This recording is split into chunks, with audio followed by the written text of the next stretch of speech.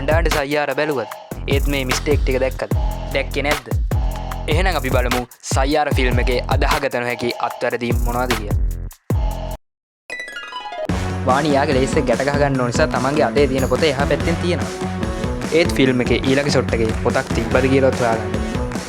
ඒත් ඊට පස්සේනේ ෂොට් එකේ පොත තිබ්බ විදිහටම තියෙනවා. Mistake number 2. වාණි ක්‍රිෂ්ට මැසේජ් කරනකොට වාණි මැසේජ් එක සෙන්ඩ් කරන්නේ 4:26ට. ඒත් ඒක ක්‍රිස් බලන්නේ දවල් 11ට. ඇයි මොකද මැසේජ් එක ටයිම් ට්‍රැවල් කරලාද? හරි එක පැත්තකින් තියමුකෝ. වාණි කොහොමද ෆෝන් එකේ SIM එකක් නැතුව ටෙක්ස්ට් මැසේජ් එක සෙන්ඩ් කරන්නේ? Mistake number 3. ක්‍රිස් වාණි වෙක්කන් යනකොට ජැකට් එක දාන්නේ වාණිගේ බෑග් එකේ උඩට.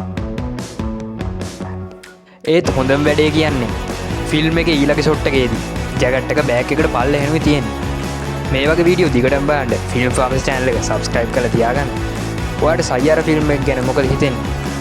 ඒ ගැන පල්ලෙහෙන් කමෙන්ට් එකක් දාගෙන යන්න. එහෙනම් අපි මේ වගේ අලුත් වීඩියෝ එකකින් ආයෙ හම්බුවෙමු. අපේ channel එක subscribe කරලා තියාගන්න.